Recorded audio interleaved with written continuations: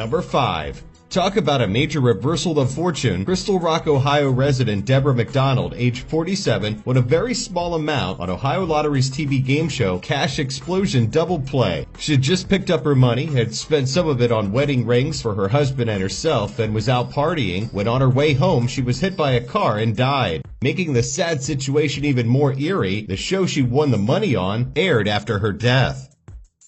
Number 4. In 2012, 25-year-old Michigan native Amanda Clayton won $1 million in her home state lottery. A while later, she was arrested for collecting $5,500 in food stamps and medical benefits because she hadn't told authorities she was now filthy rich and therefore not eligible for governmental services that were meant for those who were having a hard time making ends meet. Clayton, who had been known to struggle with drug addiction, was even suspected of using her lottery winnings to try to get her neighbors killed. The model citizen and perfect mom was discovered dead of a drug overdose in her bed with her toddler son playing next to her. Let's hope some of the money was left for the boy so he can have a decent life.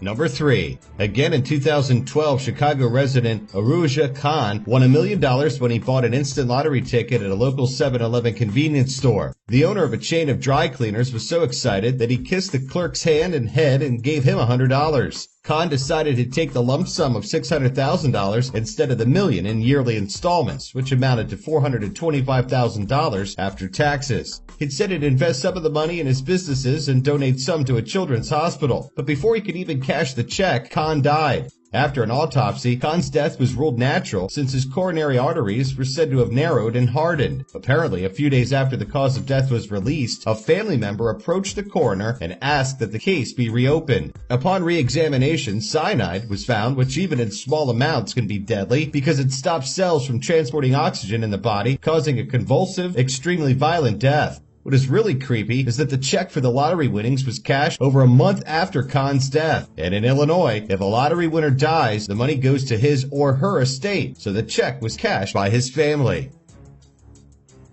Number 2. In 1996, Jeffrey Dampier, who had grown up poor and had been poor all his life, won $20 million in the Illinois lottery. With his newfound wealth, he turned into Santa Claus, splurging on friends and family with houses, new cars, and vacations. He started a gourmet popcorn company in Tampa, Florida with his wife, Crystal, and generously bought an apartment for his wife's sister and her boyfriend to live in.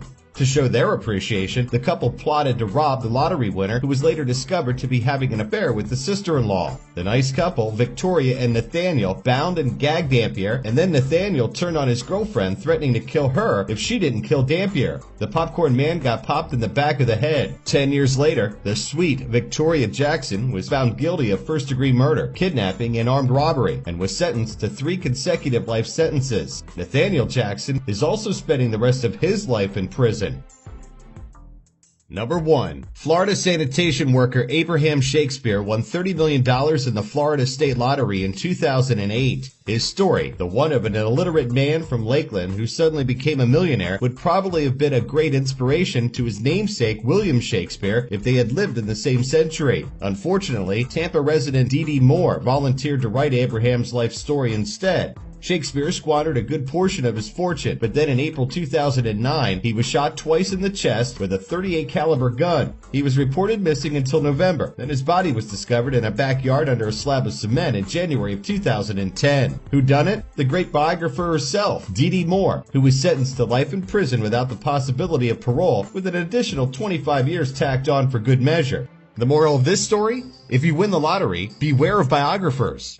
And learn to read so you can understand the fine print.